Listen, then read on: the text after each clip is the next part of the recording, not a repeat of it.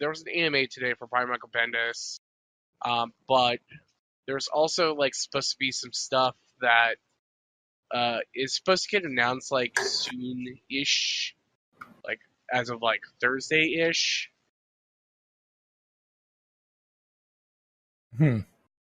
And have you heard what that could Here, be? I just link. Yeah, so the AMA was today. There's supposed to be like something going to be announced at Comics Pro, in Charlotte. And that's Comics Pro is basically like a big retailer summit. So, basically it's just like, hey, this like that's the time that you pitch all your stuff to like comics retailers to be like, please get our stuff in your stores. Yeah. Okay. Marvel will also have a thing at Comics Pro, so I assume like we'll hear like big news coming from Comics Pro on Thursday. Okay, so that'll be interesting, especially for like I guess we'll talk about next week. But there's a kind of a lot of interesting things that happen. Like we were just talking about. So do you know what this new Hulk origin is? I'm not reading Hulk as a monthly. I'm kind of just waiting for like a big like one of those bigger edition trades to come out that collects like 12 issues. But evidently, it has something to do with Bruce's father, being more of a dickhead than we initially thought, and something with, I believe, like his dad experimented on him, like with something like that was maybe gamma infused, and like maybe it's not, it's like it's not the bomb that made him the Hulk, but it was like a catalyst for making him the Hulk. Yeah, I'm reading what the thing is. So they're making it more like mystical. So apparently there's like a new personality, which is Devil Hulk. Yeah, because Hulk was in like I wasn't sure if it was like actual hell or a metaphorical hell or it seems like they're connecting this all to like, it says, this is all tied to the green door. The door is a gateway that connects different planes of reality to a hell that lies below all other versions of hell known to exist in the Marvel Universe. I mean, to be honest, like Hulk sounds like a really awesome book. Like everything I've seen of the Hulk book I have read has been just like super wild and really interesting, and it's like a really different take than what I like. It's like I feel like Hulk is like one of those characters. It's like you know what you get with him.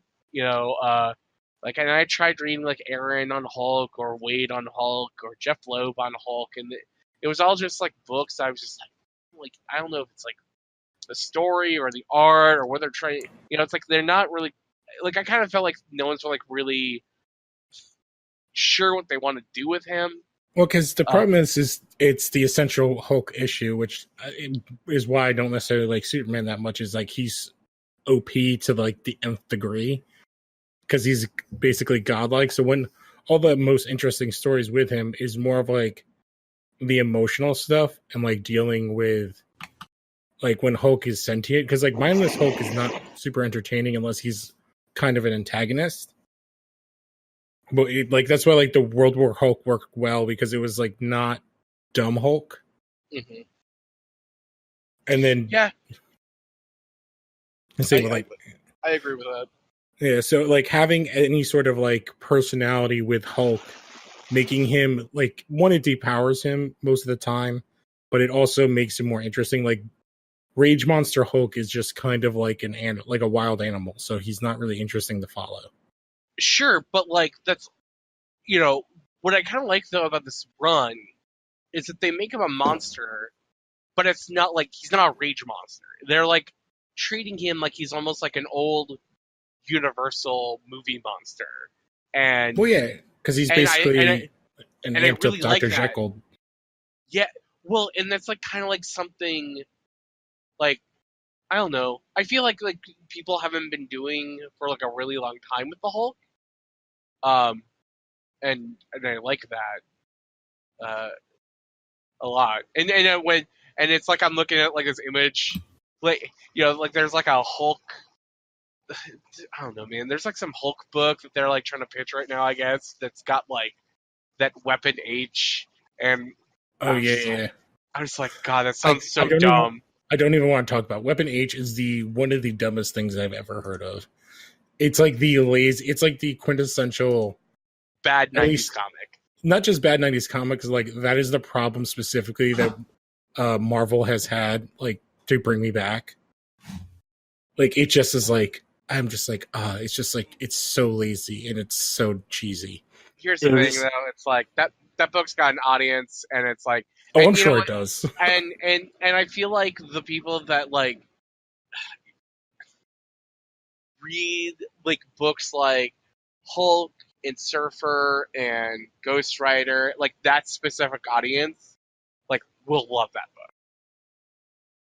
Yeah, and I'm actually like, I am a Ghost Rider fan. Like, he's a Marvel character I really like. There was oh man, what was I'm trying to remember the story. The story when he escaped hell and the devil split into like 100 different pieces is like one of my favorite. It was like during the time of Planet Hulk, because the Ghost Rider issue in that was actually in the Planet Hulk run is one of my favorite. Like, it has one of my favorite panels in a comic book, because like basically everybody in the Marvel universe are like, what the hell is that thing? And then they're like, oh, because the Hulk is on the Earth and he's kicking the shit out of everybody. And like, I think it's Doctor Strange or Tony. I think it's Doctor Strange is like, oh my God, it's the Ghost Rider. And they're like, well, what does that mean? It's like, well, he's basically like, he might actually be able to save us because he's like an unstoppable force. Like, there's actually like no real way to really stop him if like there's no stopping like a penance there. And they're like, oh, maybe we're saved. And Ghost Rider like rides all the way up to Hulk. Hulk just stands there, like, and it's the Johnny Blaze version. He gets off. He like parks the motorcycle, gets off, stares at the Hulk, and says, "Like he's like, you're innocent," and turns around, gets back on his bike, and drives away. And basically, the rest of the panel is just like the rest of the Illuminati characters like shitting their pants. That like the Ghost Rider judges the Hulk's actions as justifiable. But that story was like one of my favorite like Ghost Rider stories ever, when he's just like traveling around the country, like having to deal with like these, as I think it's people who recently died, and they tied it into like Civil War stuff, because I think one of the first ones is the devil takes over Jack-o'-lantern's body after I think Punisher killed him, and he's like tormenting his old town. It's interesting. Oh, that's how Jack-o'-lantern gets alive again in Venom. Yeah, he gets kind of resurrected in it. It's like really goofy. But it's an interesting story. I actually have a question about one of the things I've been reading. Mm-hmm. I read the new Guardians of the Galaxy by Donny Cates and Jeff Shaw. What happened? Oh, I'm not reading Guardians of the Galaxy. Yeah, no. I mean, like, there was a big teaser for it where, like, did something like what happened? I mean, I wasn't reading the Infinity Countdown and Infinity Wars stuff. There was like the new team is Beta Ray Bill, Cosmic Ghost Rider, Phyla-Vell. Is Cosmic Ghost Rider Frank Castle? That's Punisher. Frank Castle. Yeah, okay. Yeah. Okay. But not like 616 Frank Castle. It's like it's him from I know it is 616 Frank Castle. But it's like in the future. Yeah, like in an alternate future. It's actually a pretty awesome story because it's called Thanos Wins, where he just straight up defeats all Earth's mightiest heroes. Yeah, and I think so. Ghost Rider's defeated, and he had the only person like he joins to is Castle, but there's like nobody left on Earth. So his time in isolation for like, I can't remember, it's like an insane amount of time. I feel like it's like hundreds of years or something like that. And he just goes insane. So that's why he's kind of like Deadpool-y.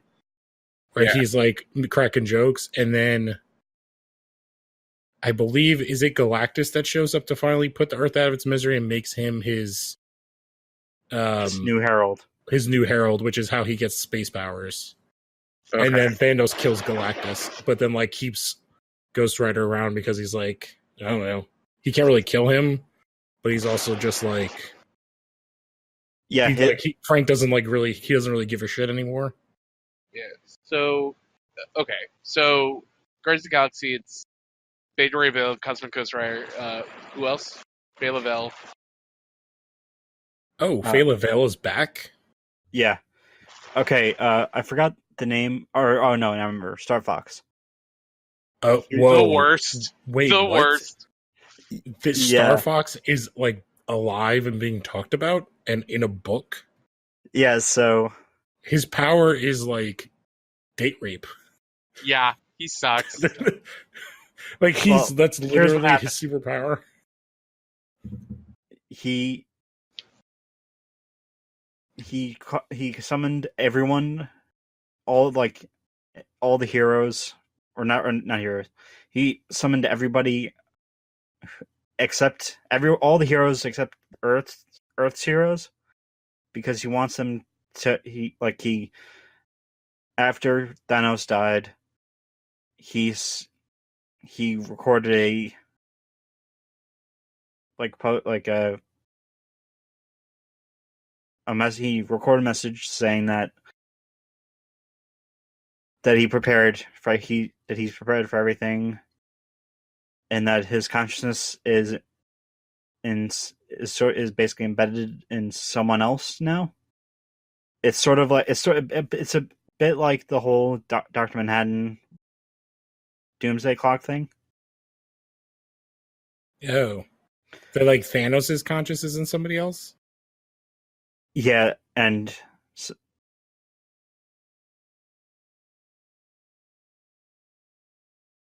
then it goes to Peter Quill or Star-Lord and Groot going to nowhere. They discover that nowhere is gone, and the Black Order show up to the big meeting, which felt very. It felt like the last season of Justice League Unlimited, or the penultimate episode.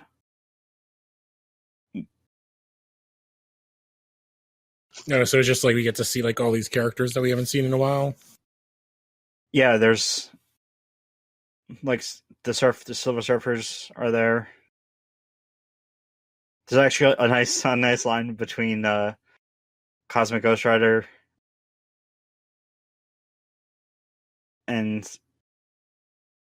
I'm blanking on Silver Surfer's name.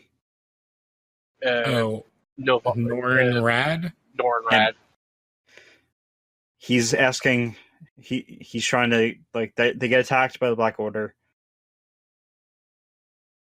who have come to collect Thanos' body, because the entire time this whole thing is going on, you just see Thanos with body without a head. That's weird. They basically they're all trying to fight off the Black Order.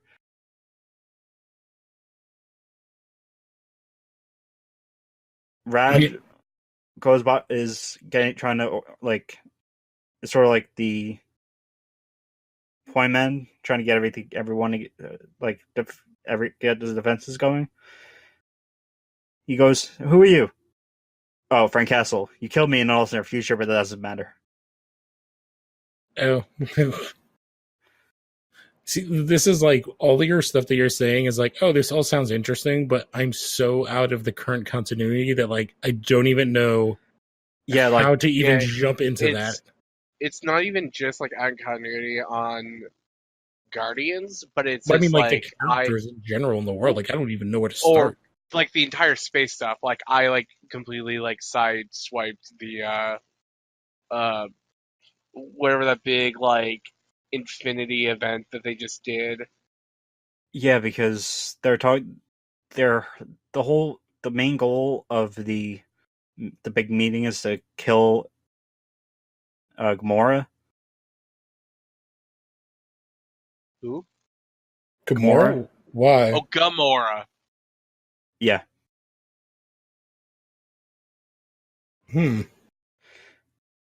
because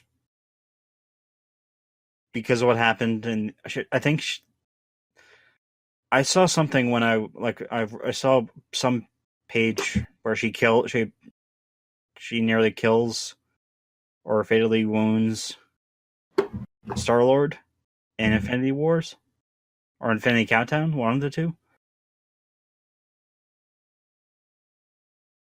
No, so they think she's working for Thanos? Well, Star Fox. Again, I have no idea who. Always, it just says my brother Thanos. Like I don't know anything about this character other than what you two just said about. Oh, about Star Fox? Well, he's basically like one of the. I can't even. The last thing I remember is that they literally had a trial with him where She-Hulk represented him. And it basically ended where where he was like, yeah, you guys should turn off my powers. Because his power is basically.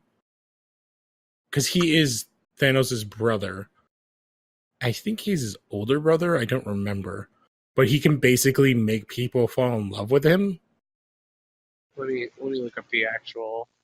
But yeah, it's sort of like that. And so like they were basically like you can because of the way his powers work, I feel like they're Okay. Star Fox can psychonically stimulate the pleasure centers in nearby people's brains, making them calm and open to suggestion using his persuasion skills. What? Yes, so basically It's also been suggested that when in physical contact and there is a direct line of sight between the subject and the target, Star Fox can use this euphoria effect to cause a person or persons to become infatuated with him, objects, or people of his choosing, or simply to make others feel good while in his presence. Notably, the euphoria power does not work on his brother Thanos. His psychotic powers are possessed to some degree by all Eternals, but he developed them using his own unique manner. Don't know why they use the word unique manner. Star Fox's mental powers do not work on beings whose brains do not have pleasure centers. These powers were later shut off at Arrow's request to prevent them from being abused. yeah, that was the trial where She-Hulk is his lawyer. And basically the trial is that Thanos is like takes him to space court and basically is like, yeah, when we were children, and tells the story that like Thanos got freaked out over his pet dying and Star Fox made him feel better, and that's what made Thanos become infatuated with death. And basically everybody's like, what the shit? If this is true, then everything that Thanos has done is directly a result of Star Fox. Well, it's not. It ends up not being that, but basically they like come to the conclusion that like, oh, you could like subconsciously use your powers and kind of just like rape anybody who's around you, and they won't even know it, and you don't even know you're doing it. Yeah, it's a bad power set, and it kind of forever flaws him as a character. Which is why it's mind-boggling that they're even using him.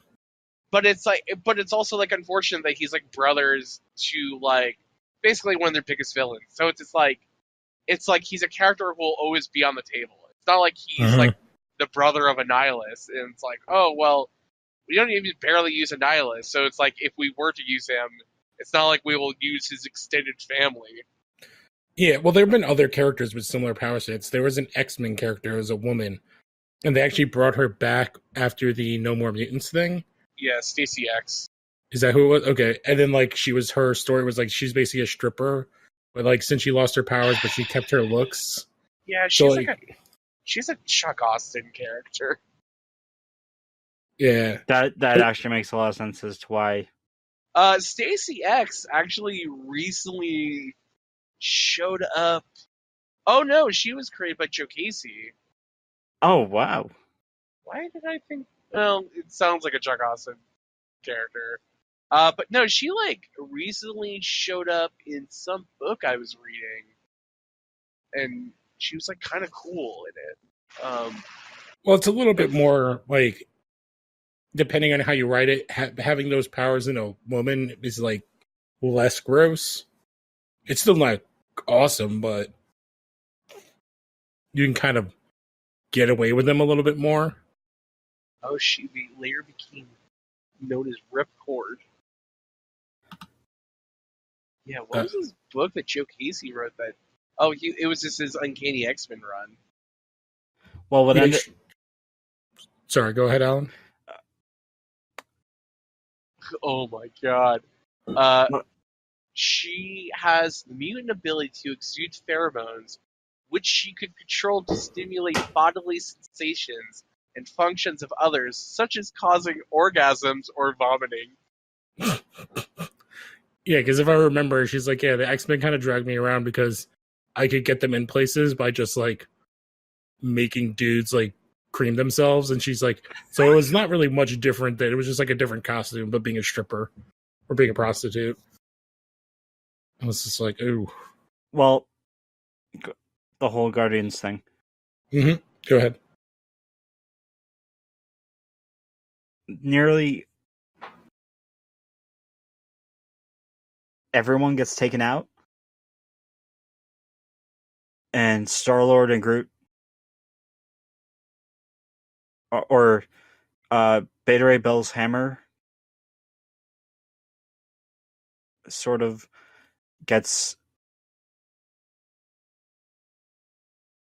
thrown, like all the characters are falling into like a wormhole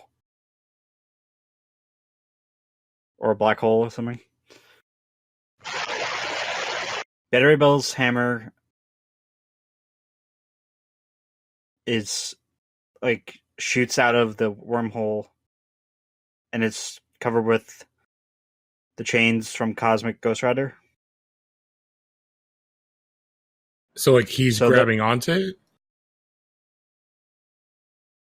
it? They get Groot and Star-Lord get out of the rider, not named after Richard Rider, named after Winona Ryder. They don't get it out. Actually, no, they don't. They pretty much pull out the only remaining heroes, which were Phyla-Vell, Moondragon, Beta Ray Bill, and Cosmic Ghost Rider. So the Nova Corps show up. They want to take them off or question them.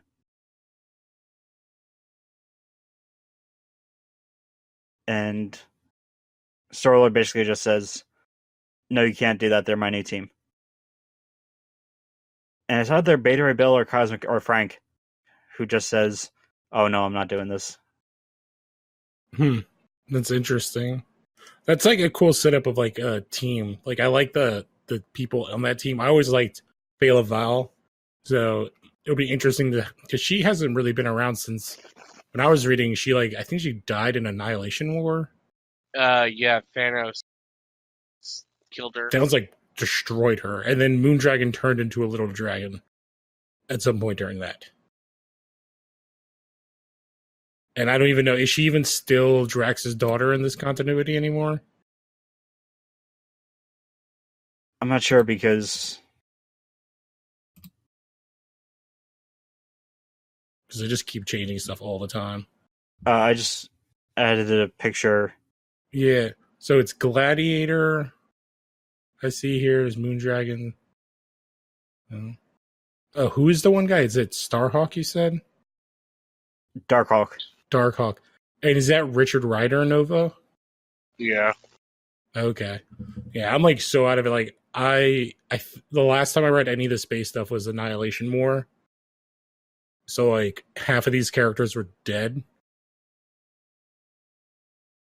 Because is that Adam Warlock in the back? Yeah. Yeah, I think he had died in that. Oh.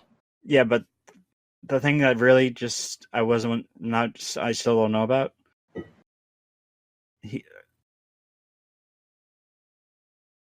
Star-Lord runs and Groot run into a random Nova Corps member. Oh, the Nova Corps like exist again? Yeah, there's a lot of them.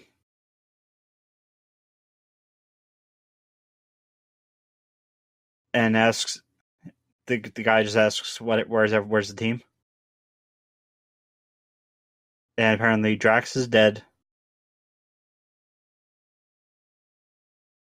Gamora is evil. And he looks at Groot, just says, "We don't talk about what happened. Rocket, we don't talk about." Oh,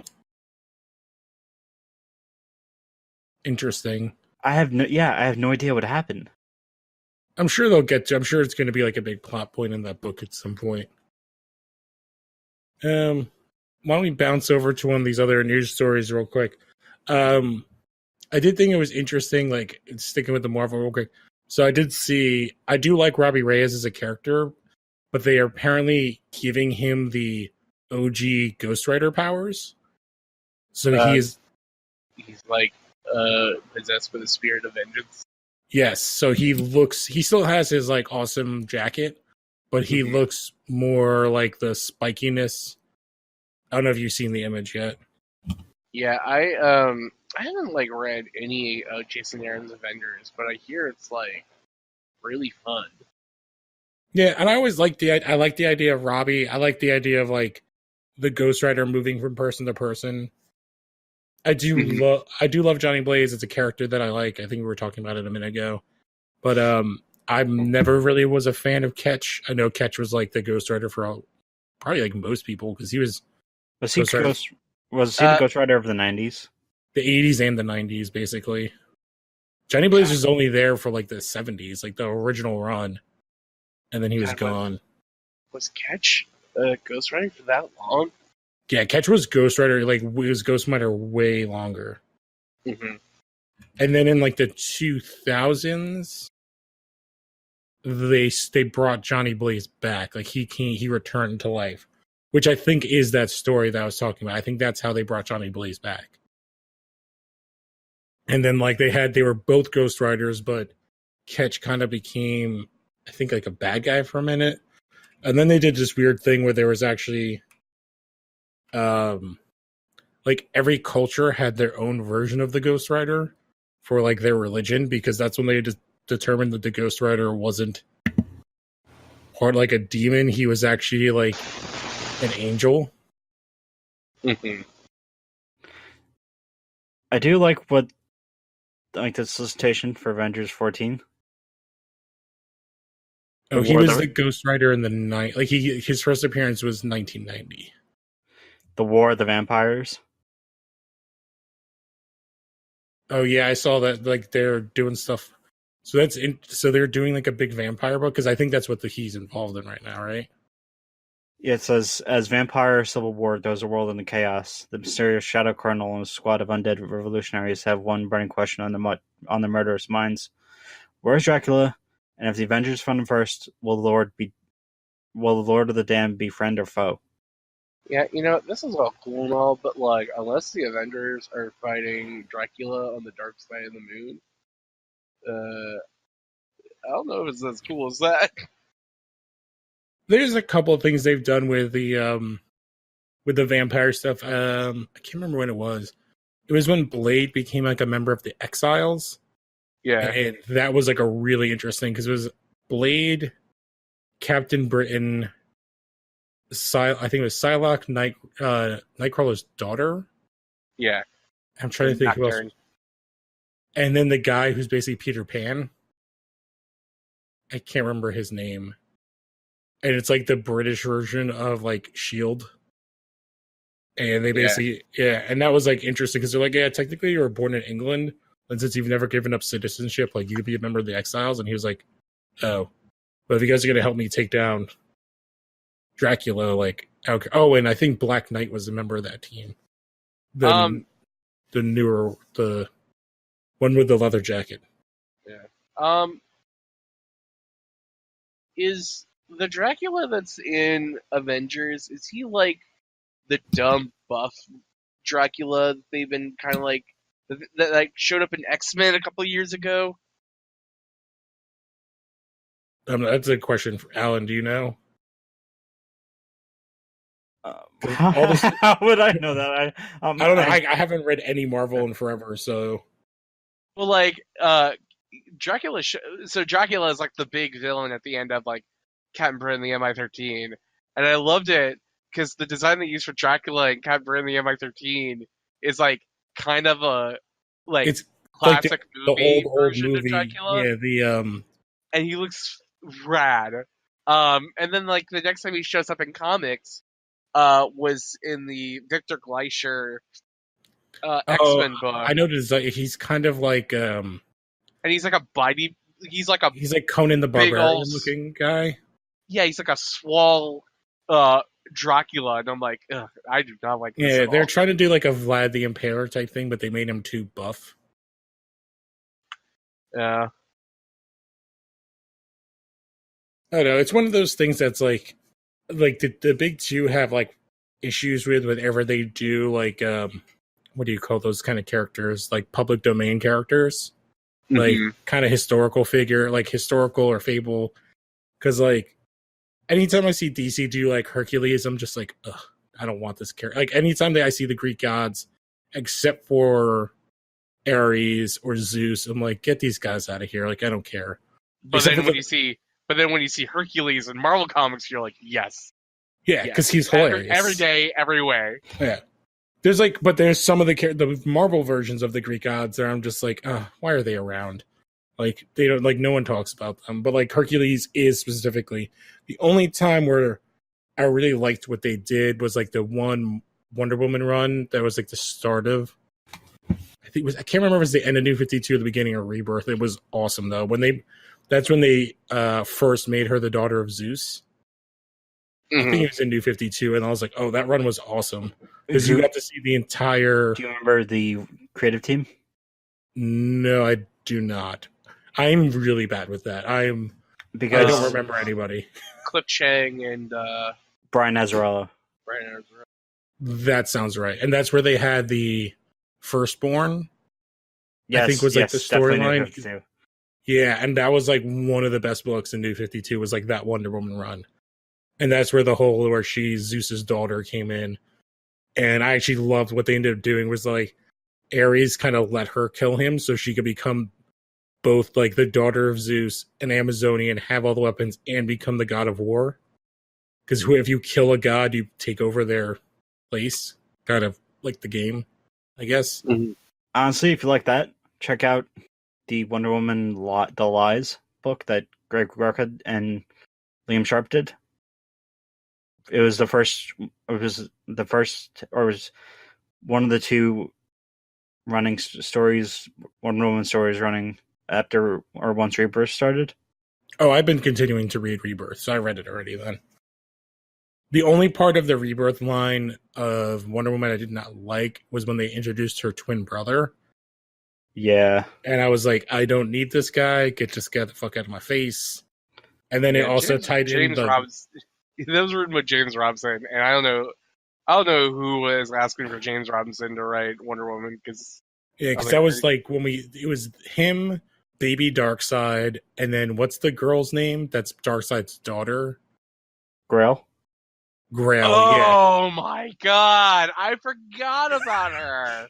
She showed up like a couple months ago in Wonder Woman in like a prison beneath Themyscira with Ares, and she's just like, What have you been here? He's like, I don't know. I've been here for like 1,000 years or some bullshit. And she's like, oh, is it going to be that long? And he's like, I don't know. And I kind of like the idea that they're doing with Ares, where Ares is trying to like not be a shithead, but like in his not shitheadedness, he's still a shithead. Because in the current Wonder Woman thing, like because of Grail, like a shit ton of the Pantheon are dead.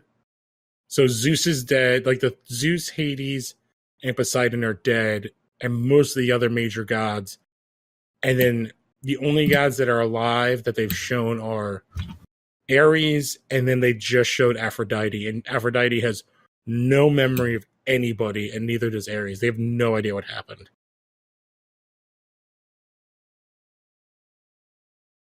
But I don't even know how he got there. I'm trying to see, like, so. Oh, that Ghost Rider thing. Yeah. Man, do you want? Do we want to talk about this like Mexican Spider-Man thing? Yes. Because this is like goddamn amazing, and I'm like, I want these comics. Someone needs to go find them. And I'm sure they're going to get released and translated at some point soon. Yeah. Okay, so like I didn't know about these, but what I was like what I was like super surprised about was that there were like a bunch of comics pros I follow who were also just like, wait, what? This was the thing? So basically, in the 70s. Yeah, so Gwen Stacy dies in our continuity of comics, and like I guess the what is it, like the publisher of Spider-Man in Mexico. I can read the whole little thing if you want me to. Yeah, go ahead and do that. So in the 1970s, publisher La Prensa did not believe Mexicans would read Spider-Man after Gwen Stacy died. They created 45 original issues after Spider-Man 119 Where She Lives that have never been translated or reprinted. They did a marriage issue where Peter marries Gwen. Yeah. And so they only did 44 because they lost the license, and Marvel went with another publisher. Yeah, and I've heard like some people like kind of like posting up some stuff, and you know, they're not like capital P problematic, but they're like a little questionable. Which well, I the 1970s, so sure, totally. But I think it's like kind of like one of those things where it's like I'd like to see this translated and released, for science. Yeah, just to like know what it is. Yeah, because it's like the greatest. It's a what if for 44 issues, done by completely separate people, completely different artists, in a story that's only told for like one specific demographic in a specific country. Mm-hmm. Yeah, like it is the weirdest thing ever. Like, but it's kind of like an amazing time capsule as well. Yeah, and I mean, like, I haven't seen Marvel say, either or if they would ever re-release them, but I think it'd be like a cool thing to put up on like their digital app, and I imagine to do something like that isn't like too expensive. Oh my god, some of these covers are like insane looking. Like he's sending a giant grasshopper and an ant or something, and then there's like Mars attacks aliens. Yeah. No, yeah, some of them are like really crazy looking, and they're like super 70s, like trippy.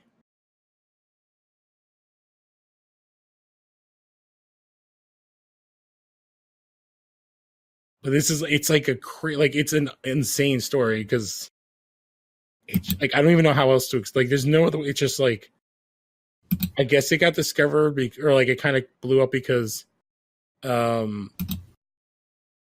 somebody found them like at a con in Mexico. I think like the original them? Yeah. And found he was at an artist was at a con in Mexico and found like the original artist like in Artist Alley and was like saw the books and was like, what the hell are these? Well, like yeah, and well, like how I found about it was like someone like basically started a Twitter thing and they were like, what never before collected comic series do you want to see collected? And someone was like, oh yeah, like these Spider-Man comics from the 70s that were only released in Mexico. And then everyone was like, wait, what? Like, what are you talking about? And then like through that, like they were like, oh yeah, like I have a bunch of these comics, like, and people were like talking about me and the artists and stuff. Yeah, see, like it started on Reddit. So you're saying that this is the Mexican version of Marvel Man? A little bit. It's so basically the guy who was writing the book or who was drawing the book in Mexico. There's his name. I think it's like Jose Luis Duran. Yeah, basically Gwen was his favorite character, and then when she died, he was like, "Could I He just snapped? No, he asked if he could just like, can I just like not do that? They were like, yeah, whatever. It's just for Mexico, so whatever. Oh like, my god, I need to read these. That's exactly what it's like. It's a what if story, but for like 44 issues of like a what if and like this weird alternate. That is a fucking great what if. Yeah, because like I don't know if you clicked on some of these. There's like 4 covers that like got pictures got put out, or 4 or 5. Yeah, but one of them is like a wedding, which is interesting. Because I remember watching an episode of Comic Book Man back before it got canceled, and it was an episode Stan Lee was on before he passed away, and he was talking about that was a death. The Gwen Stacy death is one that even he didn't like. Yeah, well, he like wasn't even there for it. Like Yeah. he, It was Jerry Conway. Yeah, one of the two. Yeah, he was very against. Like he didn't even know that they were going to kill her off until he like until he the got back issue. from out of the country. Yeah, because he said that he probably assumed that people thought that they hated the characters because first they kill off Gwen's father, then they kill Gwen.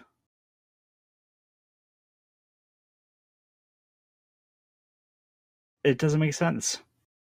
I mean, but like that's Peter Parker though, and and it's unfortunate that it's like because like Gwen Stacy is like the classic example of fridging.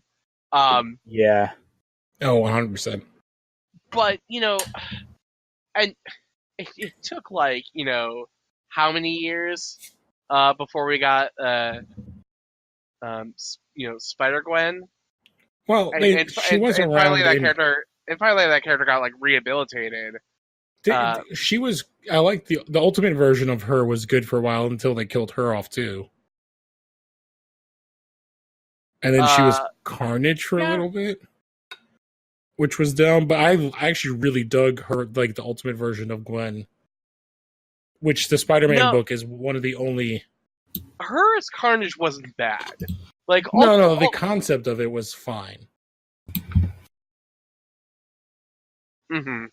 But like I don't know, I Spider-Man is one of the like very few like high points of the Ultimate Universe.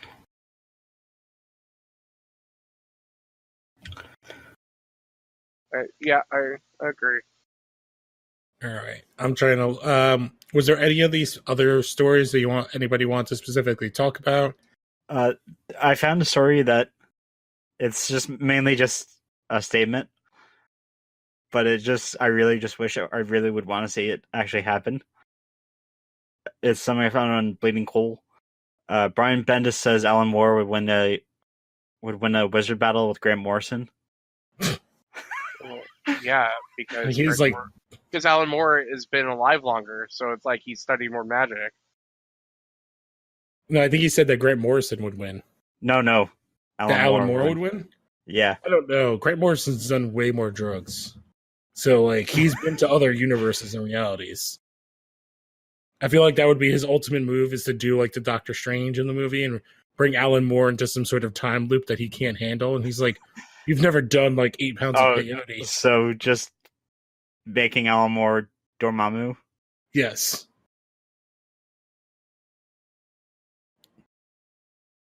That is kind of funny.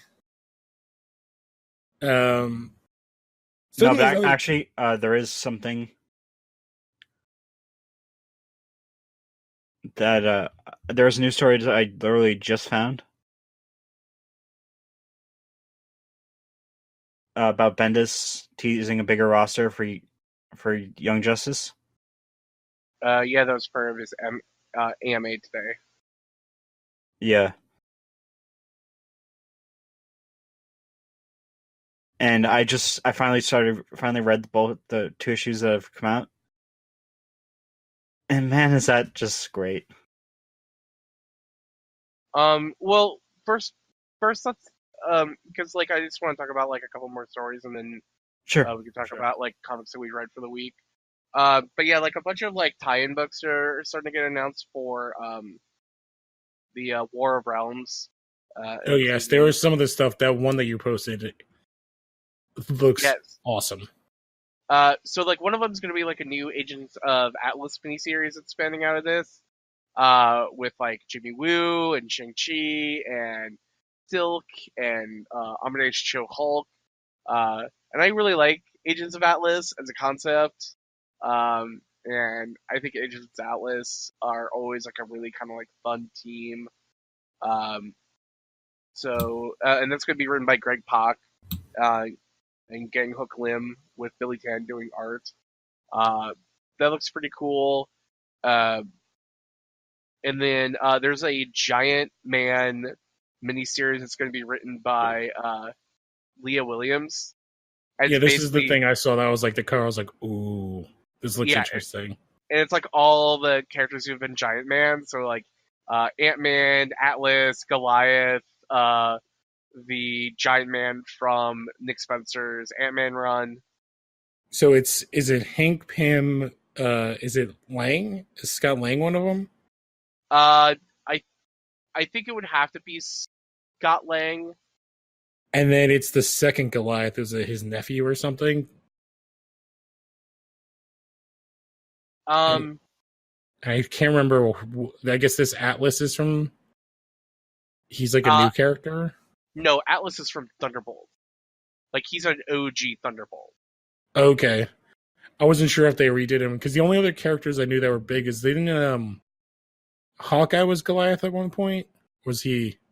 Hawkeye. Yeah, Hawkeye. No, Hawkeye was Atlas at one point. Okay, that's where I was thinking. I was like, oh, I didn't know who was going to be Atlas because I knew Hawkeye was at some point.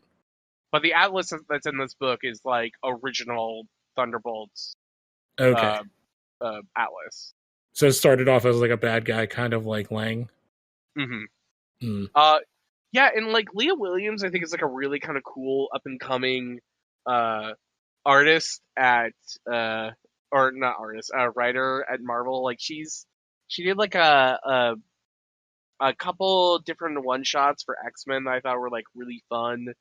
And so like I think this book's gonna be like a lot of fun, and basically like her concept is basically like a bunch of like the big like this is what she wrote on Twitter. Like, are you ready for Marvel's biggest lads, the most absolute of units, all going undercover as motherfucking Frost Giants?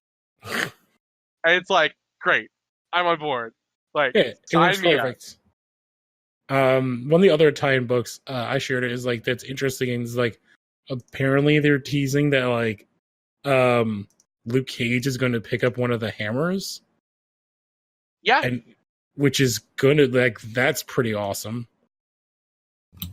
Yeah, I'm like, you know, and I think like, you know, Marvel events since Secret Wars have not been great.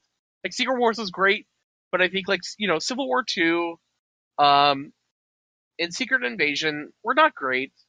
I don't think it had like a lot of fanfare, and like people weren't like super on. And I've defended the tie-ins for Civil War 2 for being, I thought, were pretty good, despite the main event being very bad.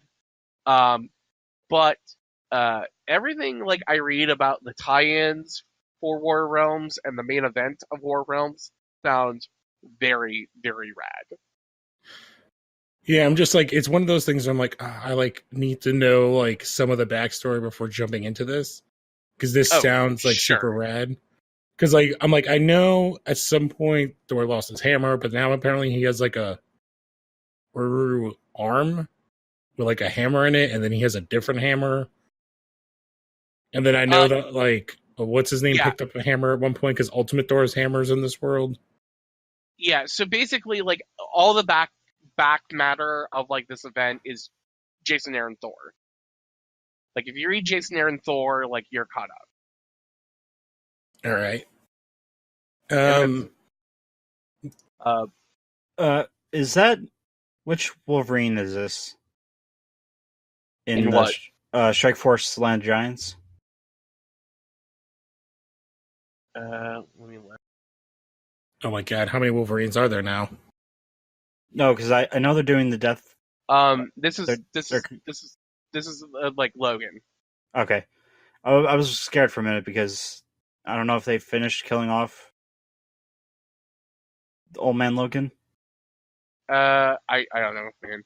Like Return Wolverine, I guess number 5 comes out this week, but I don't care, man. Like I got one Wolverine in my life. Her name's Laura Kennedy. She's great. I don't know why we need Logan back. No, it's because they can't ever let anything change in comics. Yeah, ain't that right? But another story is evidently Young Avengers will return in 2019. Yeah, I saw you post that. Like, I really dug the original run that kind of ran simultaneously with Runaways. Mm-hmm. And I liked how they did that originally. This team looks. So I'm looking at it's Hulkling. Is that Wiccan? So this was the team that like relaunched in 2013 with Kieran Gillen, James Kennedy. And this book is rad. This book is because I have not read that book. I read the original, I guess, Young Avengers. Yeah. This is the book that made me like kind of fall in love with Kate Bishop. Like Loki's great in this book.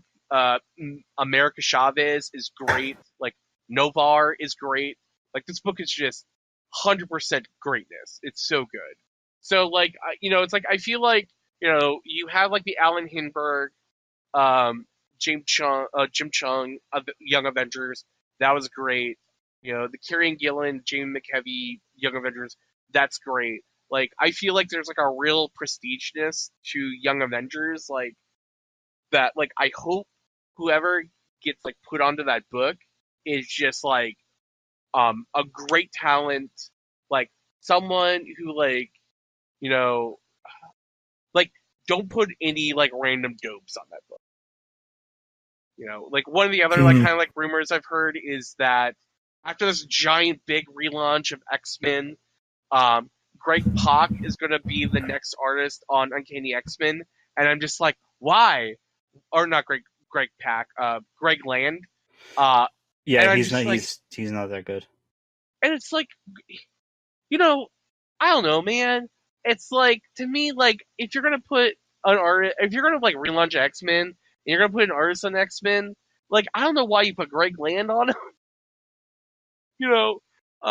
I just don't get it. Like, I don't buy books for Greg Land. I don't know who buys books for Greg Land. He must have an audience because he keeps on being put onto books. Or maybe he's just reliable. But I just don't get it. Well, reliability is like something that a lot of people in the comic book industry aren't. Yeah, well, Doomsday Clock. I was going to say, people that DC gives books to. Because I believe it got pushed back again. Yeah. And then the last thing that got announced this week that I'm super excited for is that DC announced a Lois Lane ongoing series that's going to be written by Greg Rucka, art by Mike Perkins, and a Jimmy Olsen ongoing that's going to be written by Matt Fraction with art by I'm looking at Steve Lieber, who's fucking great. Like Steve Lieber and Fraction doing Jimmy Olsen, that book's gonna be A+. Steve Lieber is the artist for books like Superior Foes of Spider-Man, and he's currently also doing The Fix for Image with Nick Spencer. Like Steve Lieber is so good, and that Jimmy Olsen book is going to be like an A+ book. Like I think like Jimmy Olsen, Lois Lane are going to be like two really great books that I hope like get an audience. Yeah, did you see how? So I'm reading like the article. So they're gonna spin out of a Superman special that's going to be 80 pages. Yeah, Yeah, Leviathan. and it's $10, which I'm pretty Ooh, sure that like that's not bad for 80 pages. yeah, but I'm just like It's annoying. like I it's like a couple weeks ago I was talking about how I spent $8 on #1 of Uncanny X-Men, and then issue 11 was also $8, and I'm just like, I'm tired of spending $8 or $10 for books. Can't books just be, Remember when $5? Remember when DC for only like a year? Oh, did the super cheap books? No, when they first announced Rebirth, like, and we're going back. Dan DiDio said this, and we're going back. We're drawn.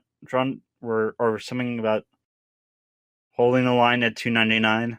That Man, year goes yeah, by. but here's the thing: like, hold the line at $2.99, like that, they did that for like a really long time. Like Yeah, that was a New 52 thing. Well, it was also a pre-New 52 thing, as they were doing that in the finale of Smallville. Yeah. So I know my like $4.99 for an issue is kind of like my max, unless it's something like crazy special, like some weird. Yeah, like next week is Detective Comics 1000, and that's a $10 book. I know, because I pre-ordered like four different covers. Oh my god, you madman! Yeah, I know. Like I'd save some birthday money up so that I could pick them up.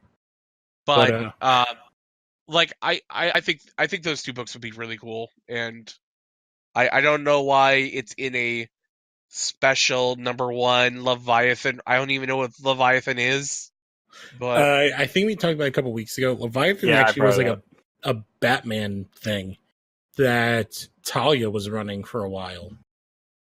Well, yeah, it was a crime thing. Like it was a criminal organization. Yeah, and then didn't they tie it up with the original Batgirl showed up at the end? So it was the other Kane. Because Kane is Batwoman, but the original like 1960s Batgirl. Yeah. Popped in at the end. I can't remember her name. It was also Kane, but it was spelled different, I believe. It was like, okay, and they had like skull masks and shit. And I think it tied into that whole Agent Dick Grayson thing. Oh, yeah. And then like the last thing is there was like hints of like that Tom Taylor book last week about like what it was, and he was like pushing around this thing called Deceased. And I saw it. Yeah, it's Marvel Zombies, but with DC. No, actually, this isn't Marvel Zombies. It's Future's End, because it's like the idea of a mysterious techno virus that gets released and infects a bunch of people and turn them into monstrous engines of destruction. I'm like, dude, I read I read part of Future's End. Oh, I read all of it. It was so bad. I hated it. That book sucks. Tom Taylor is a very good writer. It's the only part of Batman Beyond where I'm like, skip that. Just skip it. Because like the parts before Future's End and the parts after Future's End are so awesome. But this book is just I love Tom Taylor on All New Wolverine. Like that book is just an A+. Like his I've read some other stuff from him at Marvel that I think is very good. Like I still didn't touch Injustice with a 10-foot pole. And this is like another book I'm just like, you know what? I imagine it's good. Ain't for me, dog. Honestly, the only good Injustice story was the annual they did for Injustice 2. No, I never read. I dropped Injustice after I think the first season or first year. because it was just so edgelordy. But what was the story in that? Like, or what was the main? It's Superman's birthday, and his parent and Jonathan and Martha want to visit him. So John and Bruce go out for a drink, or go out to a bar for a drink, and there's flashbacks to and stuff.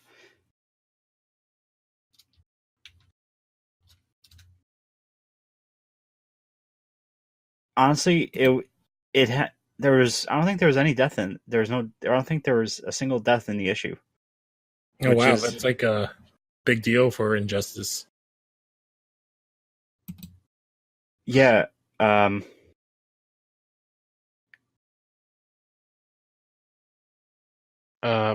But yeah, that's all the dudes I'm going to talk about. Yeah, I just want to quickly talk about like that Power Rangers thing, because I loved the Shattered Grid and like that whole story. And so they're basically bringing the artist from Shattered Grid along with a new writer, and they're bringing in the White Ranger. And apparently they're going to be, so like Shattered Grid was a huge story, and now they're going to like dive deeper. And I know it's Power Rangers, but Shattered Grid is something that I would suggest for anyone to read, and they did like a great job of bringing in all of the lore. That was the story where like Tommy in the future became like a badass evil like King Ranger and wanted to basically destroy the grid. Oversimplified, yes. He took the Green Ranger power, and then it basically is there are two timelines. So there's the TV show timeline, and in this alternate timeline, in the episode when Tommy has to choose between becoming good and evil, he, instead of choosing good like in the show, he chooses evil. Okay. And he ends up taking out Rita. He like takes out everybody. And then Zordon goes to give the White Ranger powers to Jason, who's the Red Ranger, and Tommy takes him out and absorbs that. So he has both the Green and White Ranger like powers and takes over that entire planet. And then as it goes on, he's like, oh, that's not enough. And he starts going, he like finds a way to like travel to other dimensions. And he starts taking out all of the Ranger teams for every show that's ever existed and absorbing their Ranger powers. And then he basically creates like an army, and like, so like the army will like, his elite guard are all Red Rangers. They're like the jobber characters are all the Blue Rangers. Like, so he has like everybody in his army has like different Rangers. It was like really dark and interesting, and they actually tied it into the show at the end, and like everything kind of worked really well. And there was like a whole part where they can't use their powers, and they end up all becoming green. Like they tap into like the green energy. It was interesting. Like, and I wasn't like, I grew up with the original show. I didn't really watch any of the other stuff past the first movie, but it tied everything in really, really well. Yeah, I watched Power Rangers up until like the end of Lost Galaxy. And there's a guy I follow online, Lynn Cara, who does like bad comic book reviews. But he has like a series he does called the History of Power Rangers that I think is like really fun. Because it's basically like a really good like Cliff Notes version for like each show, and like I think like some of the series like once they went to Disney and then went back and then went to Nickelodeon, some of them sound like pretty cool, some of them sound pretty bad. But like the kind of cool thing about the Power Rangers Shattered Grid, or not even just Shattered Grid, but the Power Rangers, like Boom Studios comics, is that like they kind of like borrow all the really cool stuff from all the different Power Rangers and aren't just like wanting no, to do it's like total. the OG It's not. Power Ranger stuff. They lean into the nostalgia and like everything. Like they're not trying to. They're changing stuff, but they're not changing like the core part of it. So they're still goofy teenagers, and they still act like kids, and they still follow like like how the characters should be acting at the time period of the show. Mm-hmm. And I don't know, it just I really liked it, and Um, I cannot wait for this new thing. And I would say anybody who at all has any nostalgia for Power Rangers should pick up at least that story. yeah, and I still have Volume 1 of Power Rangers that was gifted to me. That I need to like sit down and read.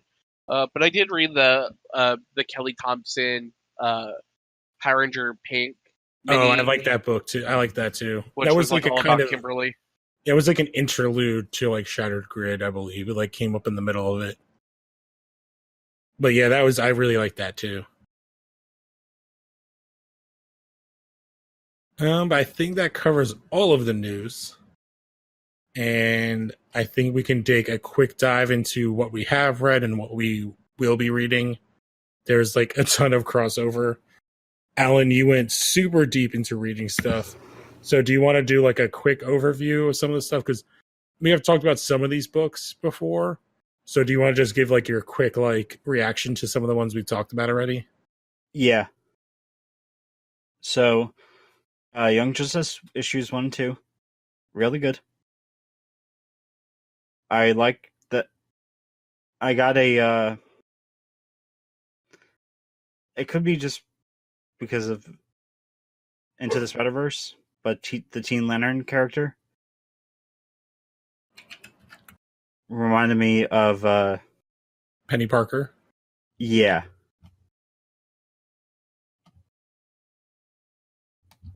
I'm really I lost it when Bart showed up. Lost it again when Connor showed up. Because that is a character that I've been missing for quite a while.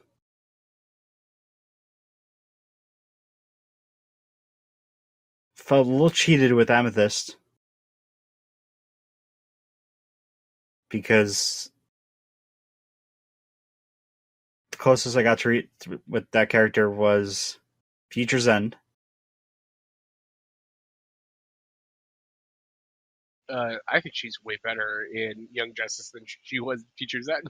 That's why I said I felt cheated. Oh yeah. I'm excited for what comes next. Naomi was much better than I thought it was going to be. Even though I heard you and everyone, heard you guys talking about how great it was. And I like how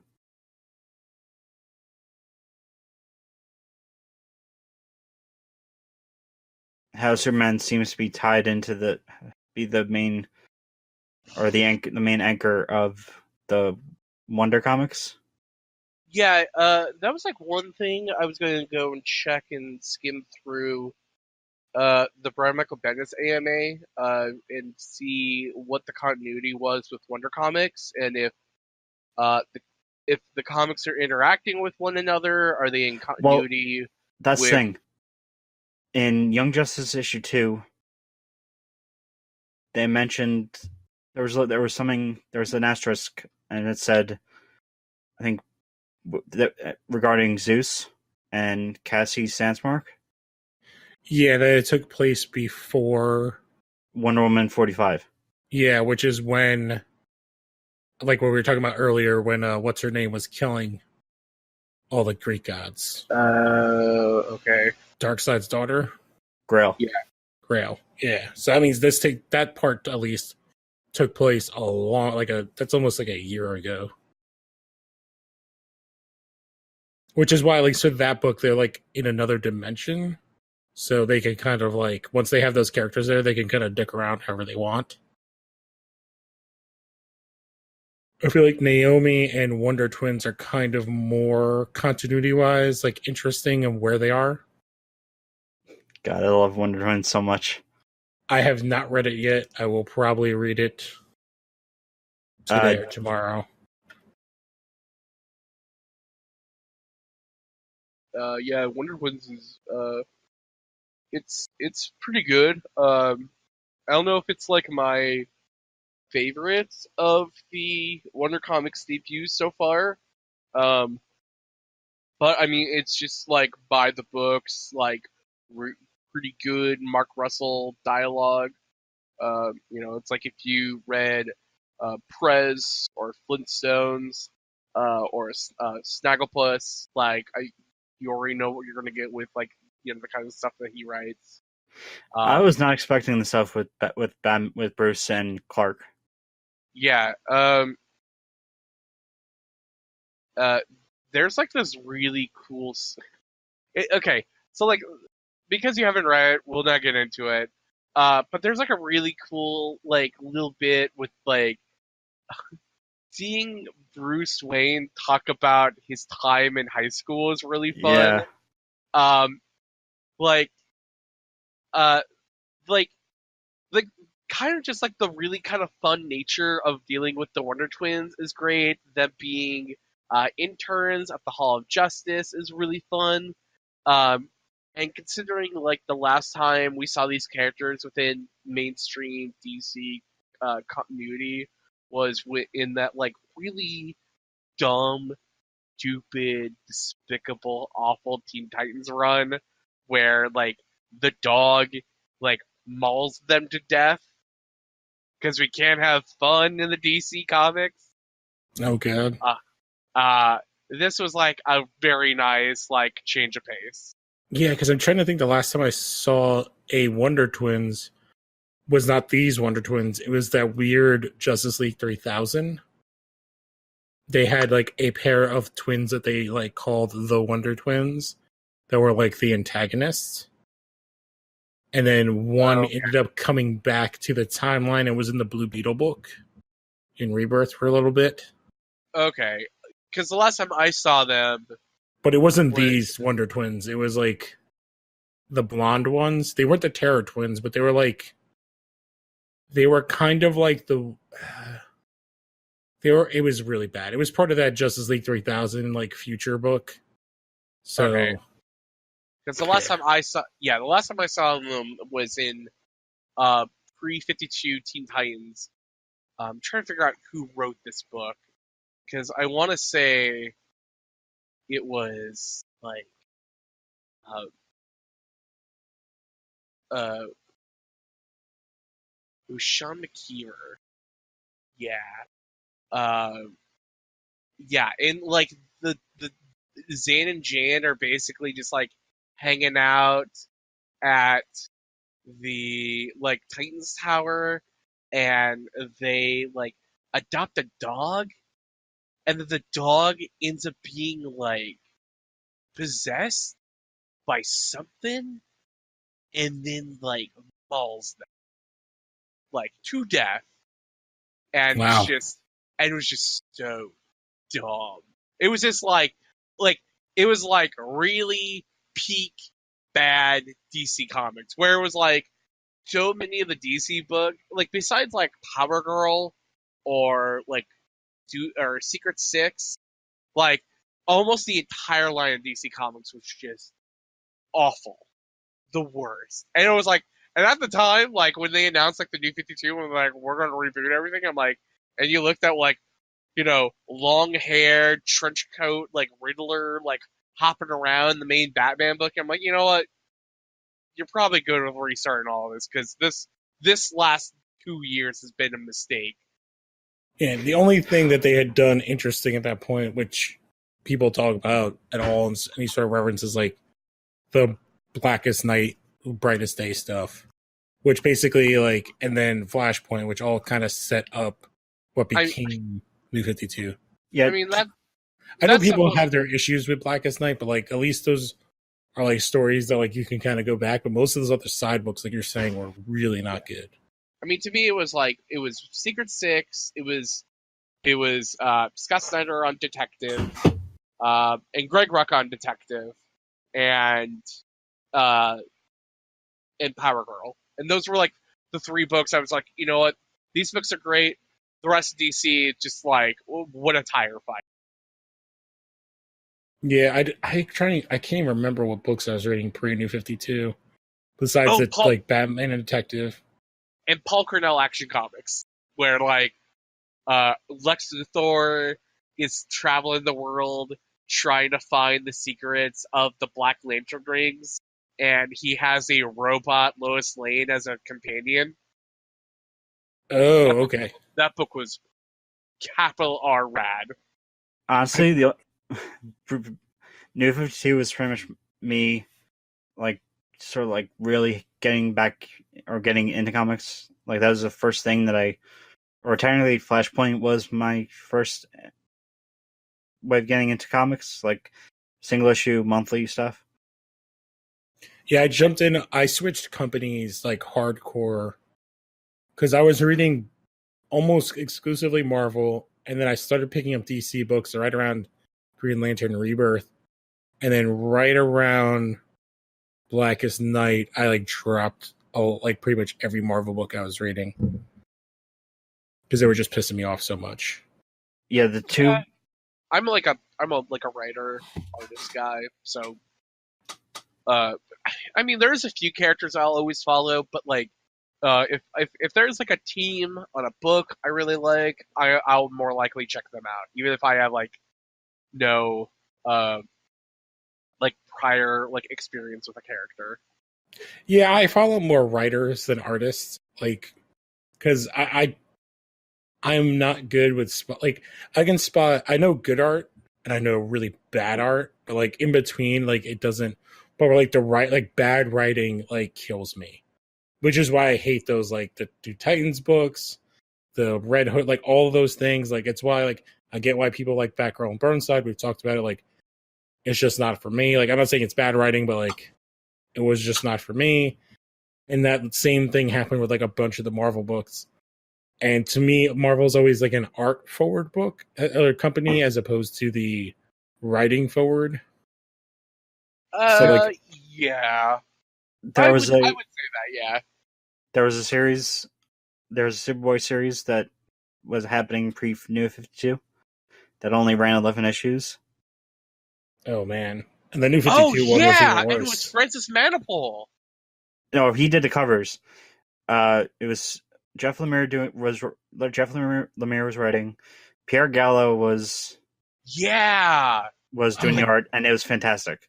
Yeah, that book was cool. Like, which Superboy was that book. I'm trying to remember which Superboy was that.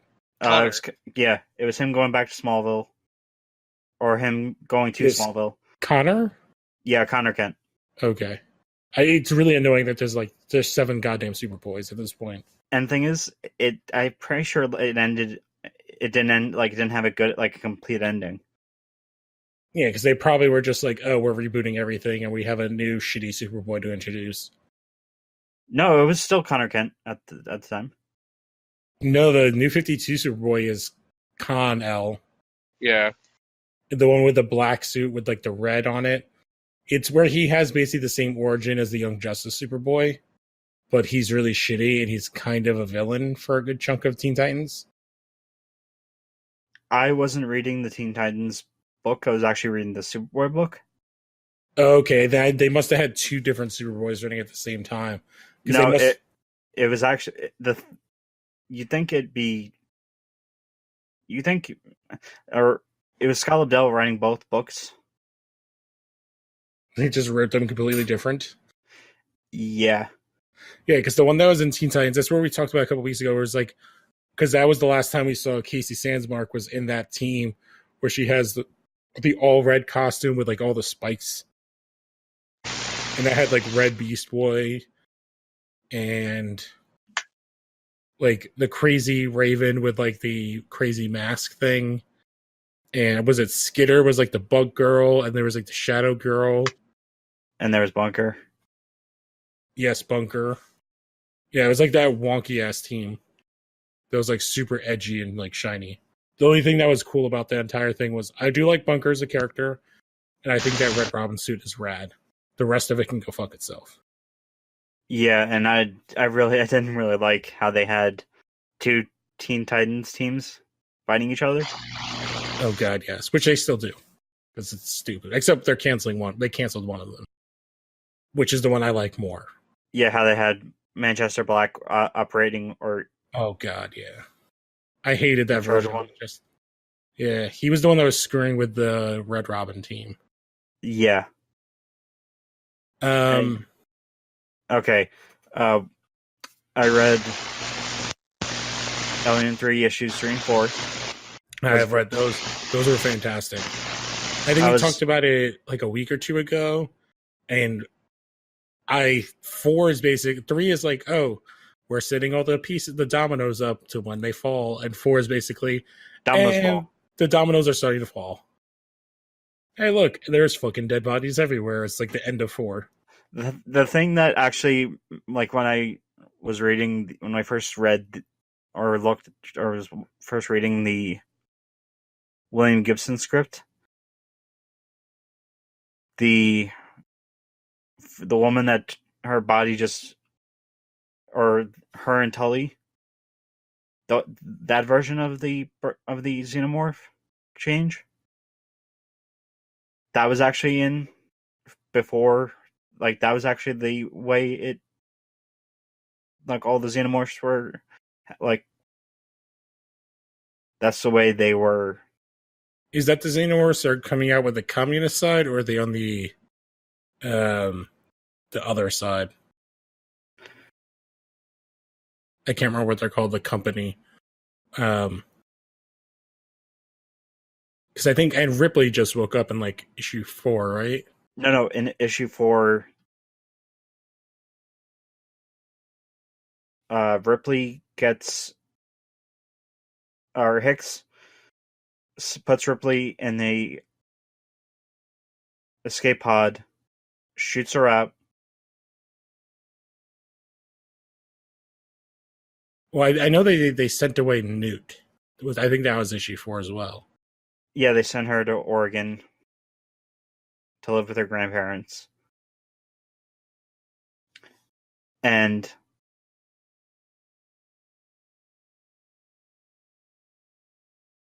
the issue ends with the showers, right? I think they're in. Someone is in the showers. Yeah, because it's the one woman who's like the agent, and I don't remember their names because it's so early in the book, and so many people have already died off. Like the black scientist, and then the thing, one of the face huggers breaks out, and it's obvious that it jumped on her, and then they're like cleared, they get scanned, and they're like they don't get scanned because she doesn't have the tag on her, and then she's in the shower. And, like, all the steam builds up, which is obviously implying it's going to rip out of her chest. And then I think they cut to whatever, the communist ship, and, like, everybody's dead already. Because they were cloning. They already had, like, a clone of the xenomorph in a jar, I believe.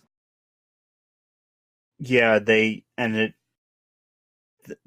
game seems to be them blowing up the station that they're on. Yeah, because basically both sides wanted to use the xenomorphs as a weapon, a biological weapon against the other side. And there's a ship with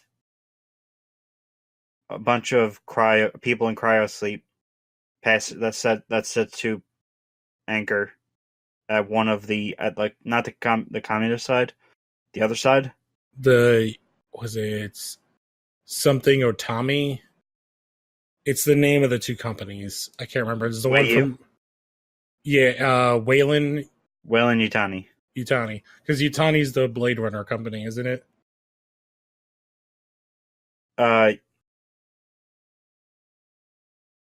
Because they're basically in the same universe, I believe. I don't know about that. Yeah, I feel like that's like the whole joke, because like in the newest Blade Runner, they mention Weyland, and then in one of the last Alien movies, they mention Are you thinking about AVP?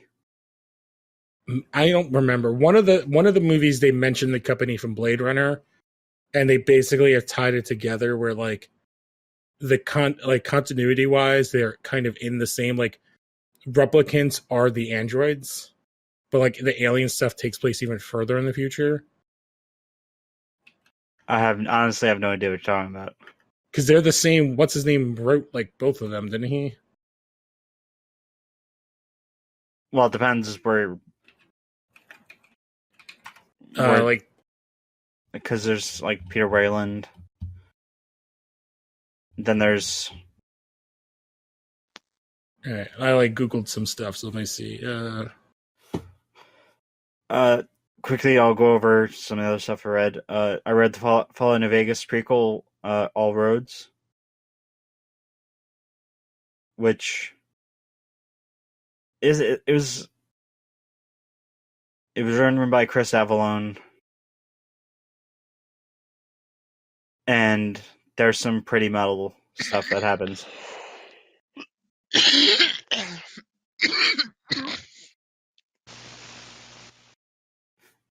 Martian Manhunter 1. I didn't read issue 2 yet. But it's I actually made it through despite me not liking Riley Rossmo's art style.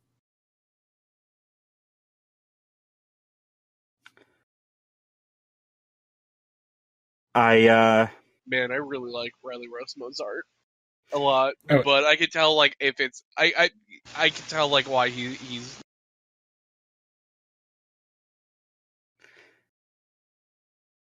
I kind of got I nearly vomited when John Jones and his wife did stuff. Oh no, yeah. man. No, I thought that splash page was amazing. I loved it. I get like how it's like very visceral. Yeah. So I did find the connections that I was thinking of. So in the 20th anniversary of Alien, it's revealed that Dallas worked for the Tyrell Corporation before signing to Weyland-Yutani, which the Tyrell Corporation is from Blade Runner. And then in Prometheus, the intro or the thing that they released where Peter Wayland, yeah, he talks about his mentor as I believe, and like during the whole thing, and everything he's basically saying is referring to the Dr. Eldon Tyrell, who's the guy who created replicants in Blade Runner. And I believe it's like a kind of in thing with the two. Because what's his name wrote? Didn't somebody that's in both is like wrote for both of them, didn't they? Ridley Scott? Yeah, so I think like it's like an in thing that like it's kind of Ridley Scott's like own kind of mini verse. But like Alien stuff takes place farther in the future than like way farther in the future than Blade Runner.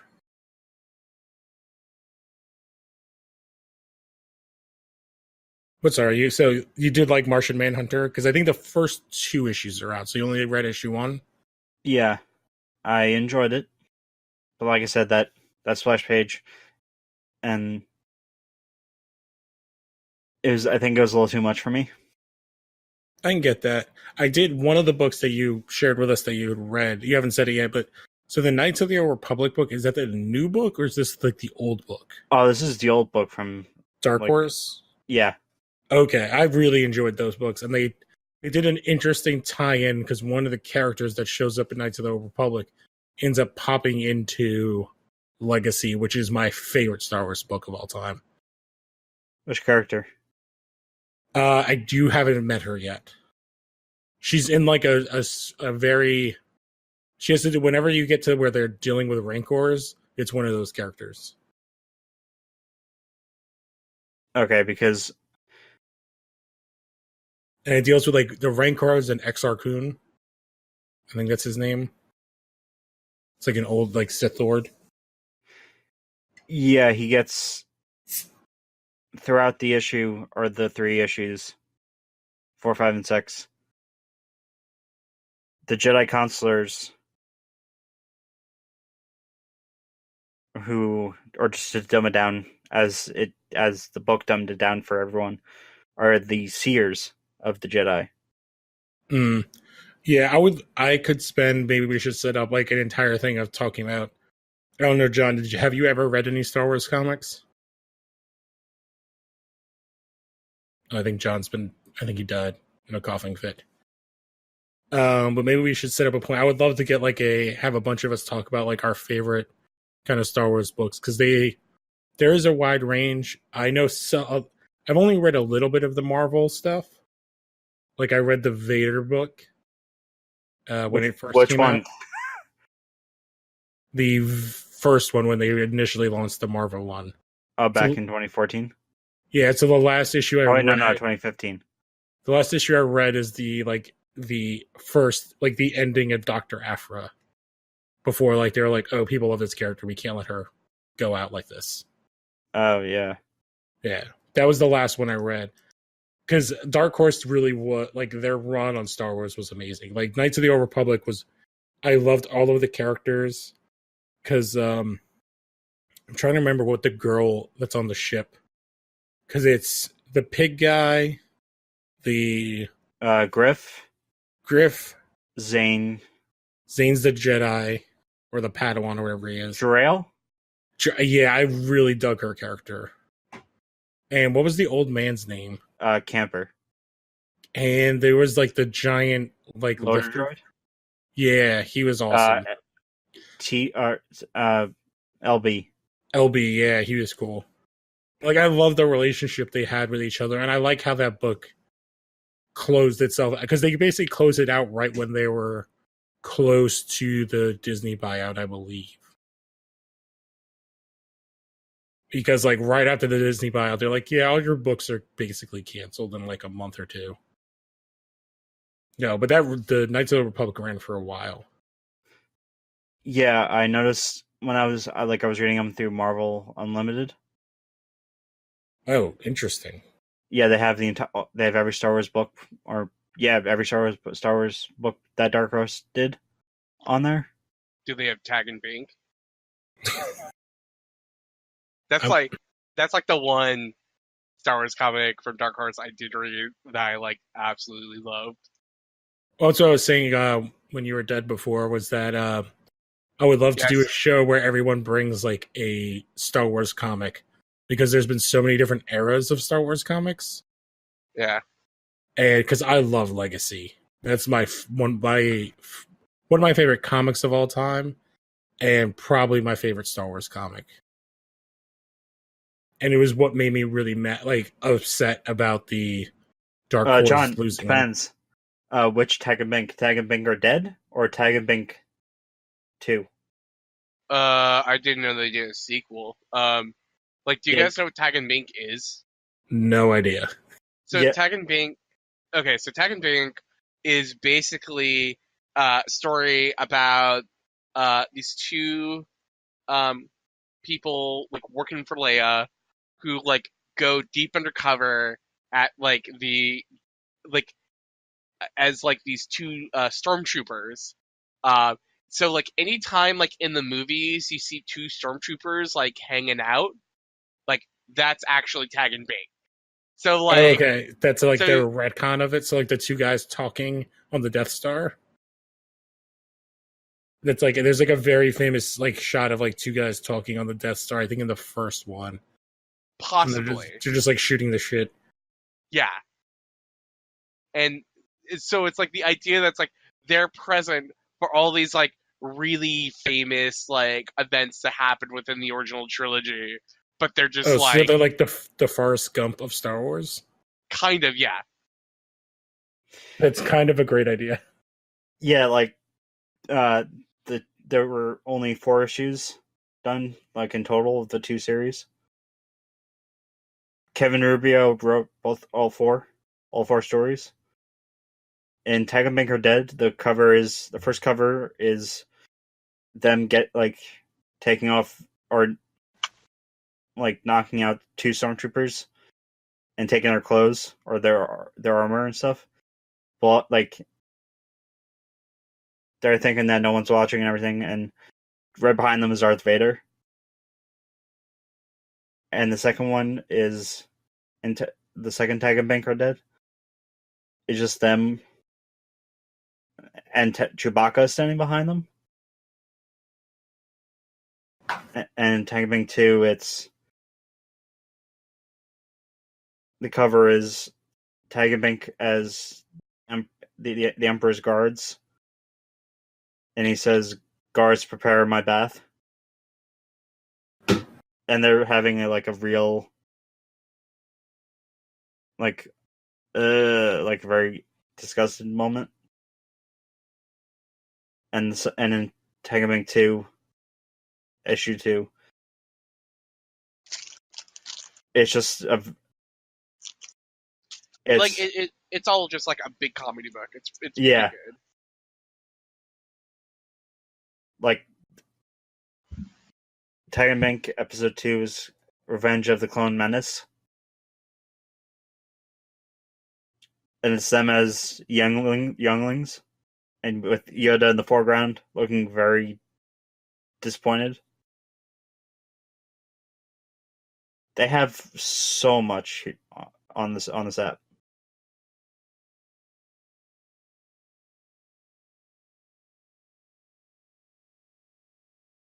But I've also been reading. I also read The Age of the Republic, Anakin Skywalker one shot, which is set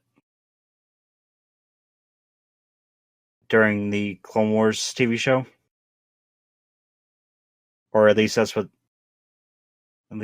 canon, the new canon is. Okay, cool. And it is actually, even though he's drawn on the cover is him looking like Hayden Christensen, the art has him looking like the Clone Wars show version of him, and it just felt like a really upbeat,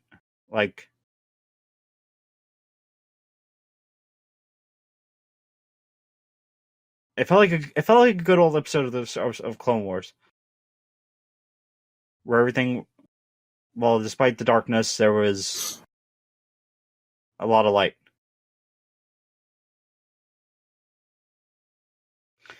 I read Star Wars also, and to wrap up the Star Wars stuff, I read issues 59, 60, and 61 of the main Star Wars book that's going on right now.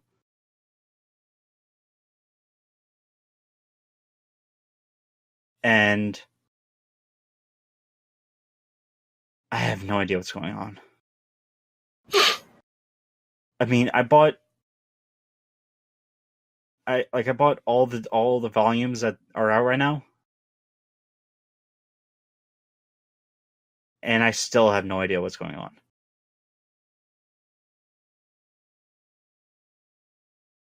Well, comics will do that to you. Yeah. So, John, what have you been reading, or what are you going to be reading? Already talked about the twins. Already talked about Naomi. One of the books I read this week is Runaways number 18, which was written by Rainbow Rowell, who's been writing the entire series so far.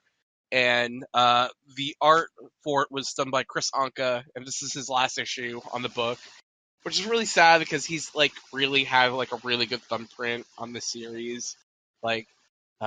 The fashion of all the Runaways is great, top notch, and I think it's going to be one of those things that's kind of going to be really missed as the series goes on.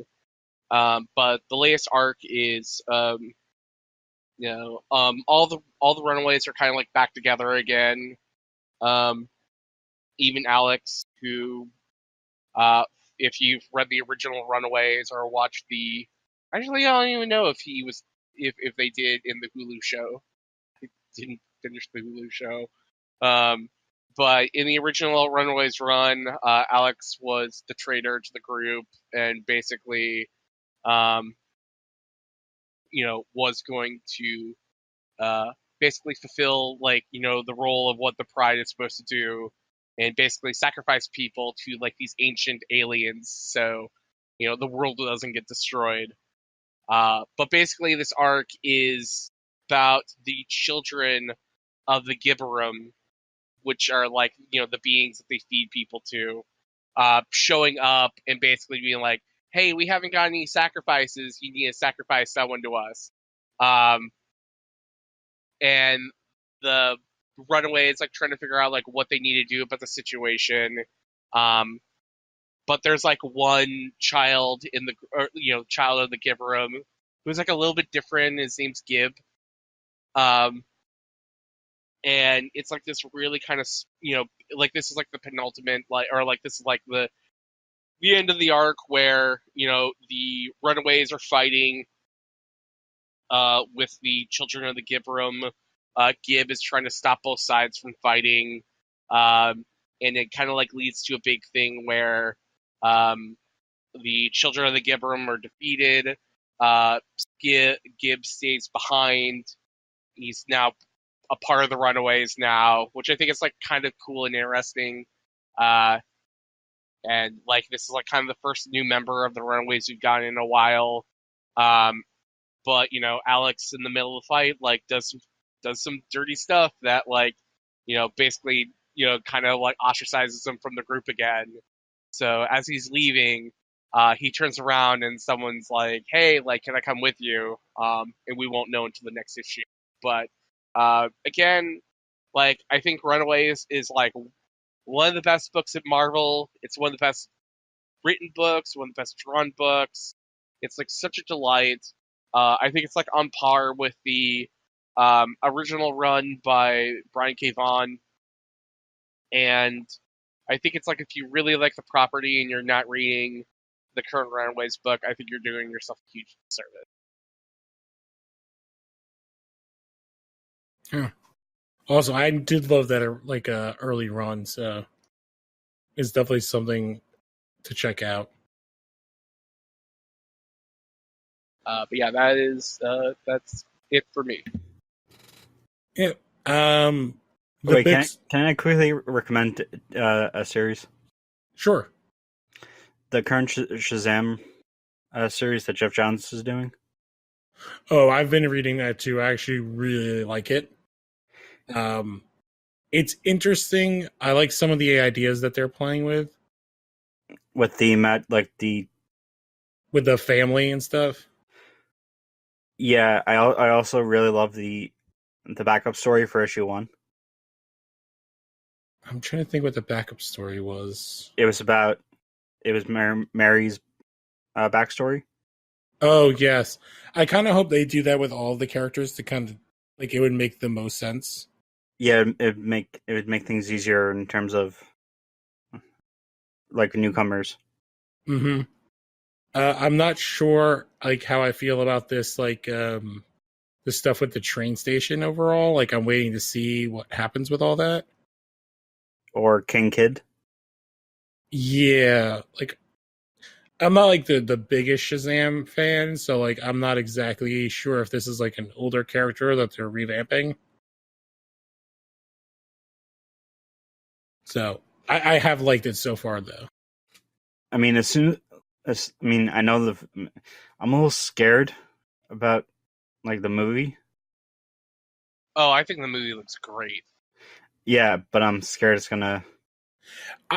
Everything I was actually more scared for Aquaman than Shazam, because I think because of how the character is, as long as they understand that he's a 12 however old they make it 15 or whatever, as long as you lean into that, which all the trailers seem to make it seem like they are, and Zachary Levi is doing a good job of that, and Mark Strong is goddamn awesome as Dr. Zavanna.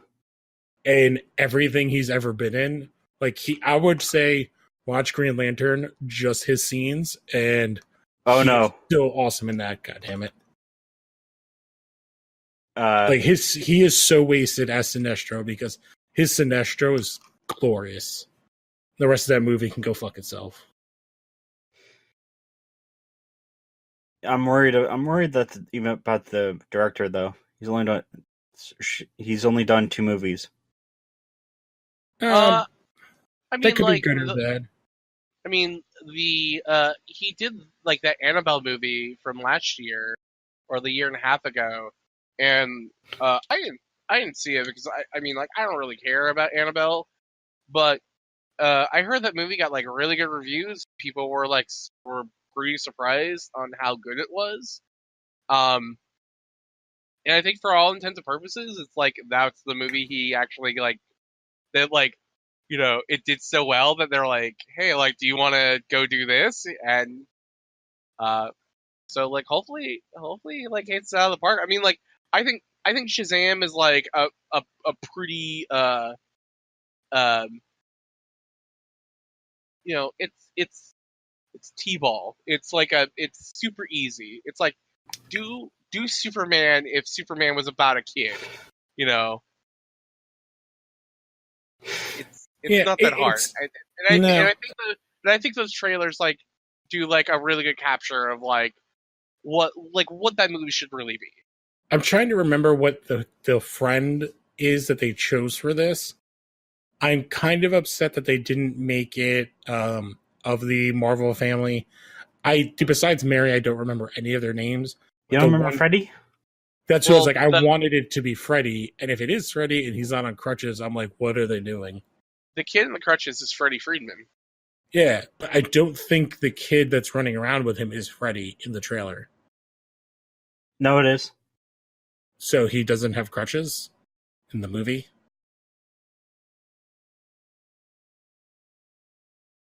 Because he definitely doesn't have crutches in the trailers. It doesn't appear. I don't know. I have high hopes for it, which is something I haven't said about a DC Warner Brothers movie in several years. Well, they are gonna. Well, Darla, Pedro, Eugene, and Mary are gonna be in as well. So, yeah, it'll be interesting to see what they do. I have some hope, which is more than I could have said about DC in a very long time. When it comes to the movie specifically, Man, I hope those crazy bastards do Tucky Tawny. It's like if they do that, they do that. I'm like, oh man, you crazy bastards did it. Yeah, it depends on how they do Tawny. Like, I don't like when it's like bipedal Tawny, like in Gear. I like when it's like a actual tiger, but it just talks to him, and you're I like Tucky Tawny when he's like in a like a butler suit. Yeah. Man, he's a little bit too like that's great. Like, unless they have him do a line like that just to be like as a joke. Like, that would work for me, but like it depends. I'm not sure how that's like a weird line that could either like kill or not kill that movie if they handle it poorly. Mm-hmm. But I'm trying to think. So why don't we quickly go through what we're picking up? I'm just gonna say the 2 books I am, because they're already on both of your lists, or one's on each of your lists. Obviously, Naomi number 2, and I am going to be picking up Wildstorm. I've really liked what they've been doing over there with that book and like that separate universe. So I'm excited for that. Nothing else is really coming. I will pick up that Power Rangers book when it comes out, but I will probably check out Justice League, but it's kind of like a low week, especially with like Detective 1000 coming out next week, or like 2 weeks. So what were you guys picking up tomorrow or this week? You can go first. Return of Wolverine issue number 5. Just want to see how the whole thing wraps up. Uncanny X-Men number 12. The Wildstorm number 20. Miles Morales Spider-Man number 3. and Guardians of the Galaxy #2 because I want to see again. I want to How see that book shapes up. Yeah, What happened to Rocket? yeah. All right, and John, what were you picking up?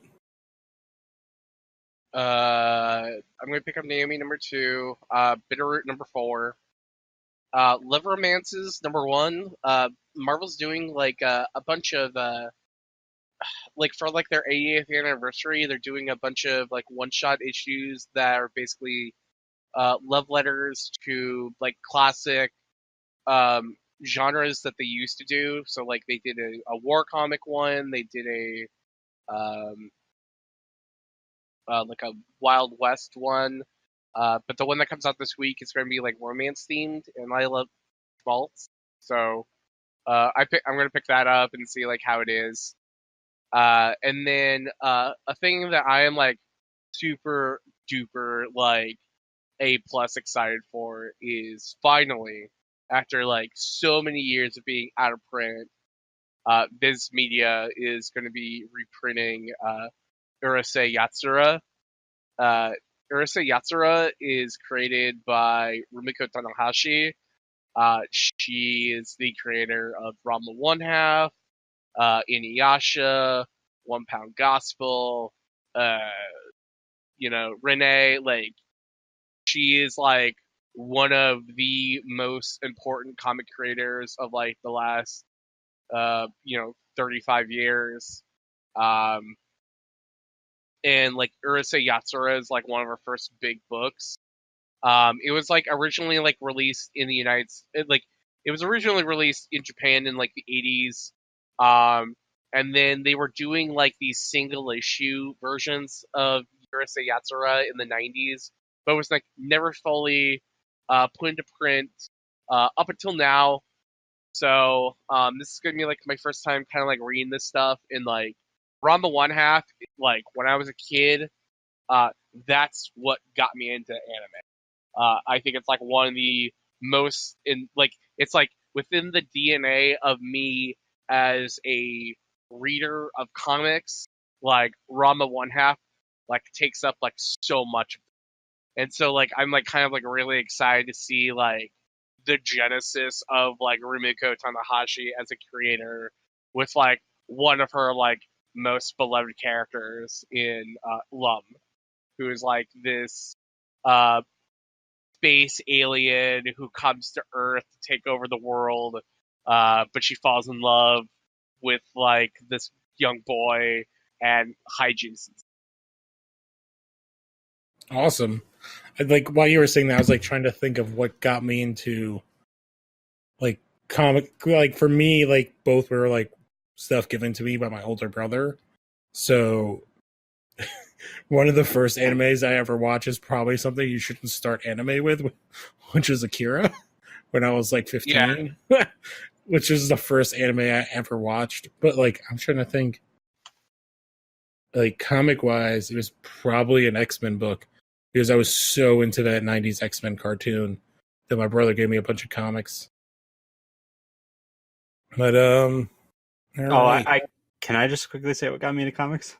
Oh, yeah, absolutely. Technically, it was a movie and a comic that was some sort of inspired the movie. The Dark Knight from the film. Mm-hmm. Oh, the Ledger Joker? Yeah. And I was watching Totally Rad Show, and they were in their review, they did a comics segment, and they recommended The Long Halloween. Mm-hmm. Yeah, that there's a lot of inspiration taken from that for Dark Knight. And I for some reason I don't know how it like why I got it for Christmas from my sister, and I just let it sit on my floor for months, and for some reason it was sort of like I just needed to read it. And this was, like I said, months. This was actually a couple of years after the film came out, like after the movie came out and everything. So a lot of time passed. I read it. Immediately started ordering. I was getting. My mom was has been on disability for the past 15 years, and when I was 15, 16, I was getting a check each month of $500, just because I was under 18. Oh god, you're making me feel so old right now. I took my entire. I had the thing cashed. Took all the money, went to my local comic book store, spent all of it. Bought Watchmen, bought a fuck ton of comic book stuff to the point where, like, I literally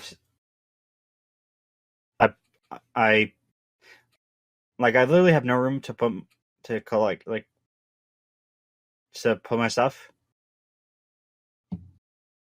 And earlier today, iVampire, the 3 trades came. Oh wow, I love iVampire. That's something I have to go back and check out. That will be a Robin, Grant Morrison's Doom Patrol run. Man. Yep. All right. Well, I think we can wrap up this episode. If we want to do a quick round of plugs, John, you want to kick us off? Yeah, you can find me on John JOHN _ FN _ Seiler SEILER, where you can just see me talk about comics and stuff I'm working on at work and a bunch of other stuff. Got nothing huge planned for work right now. All right. And you can listen to John and Alan and myself also talk about cartoons on Legion of Tunes, which is part of the Lost Hero podcast empire. That comes out the same day as this. Every Thursday, go to losthero.wordpress.com. Look for Lost Hero on iTunes, on all your podcast platforms. Me and Alan also do Smallville Chronicles, which John joined us for a bonus episode, where we watched a terrible Supergirl pilot with Agent Pilecki. And Wonder Woman. Oh, Wonder Woman, yes, correct. I'm already trying to black out that entire hour I wasted of my being. And we just had our first episode of season 3, which was great. And I just watched episode 3 and 4 today, and I am trying to fight myself from watching more, because season 3 is when stuff starts to really kick off. And Alan also does another podcast for Los Hero, which is Los Hero Games. And you do that, it's every Sunday or Monday, you said? Yeah, that's when they generally come out. And you guys just had like a big giant episode that came out this weekend, correct? Yeah, the way it goes is Hunter or Emmett says, okay, we can't do a 3-hour show. We end up nearly going 3 hours. Yeah, every time I think I've been on 3 times, and they've all been close to 3 hours. And I don't know if it's just how me and Emmett go off like on some sort of weird tangent when I've gone on, but it is a fun show if you're a big gamer. I'm a big gamer.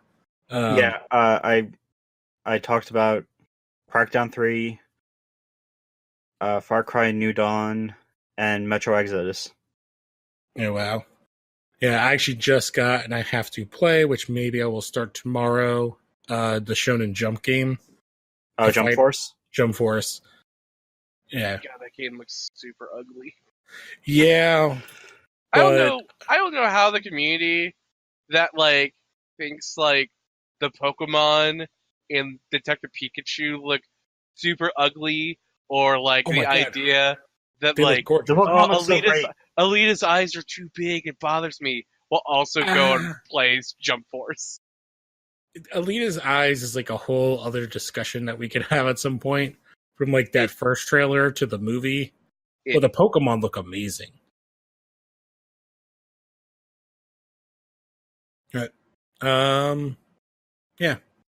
I'm going to play Shonen Jump and be sad that I spent money on it, probably. But I got a free poster, so huzzah! But we will catch you guys on the next episode. But thanks for joining us. Adios.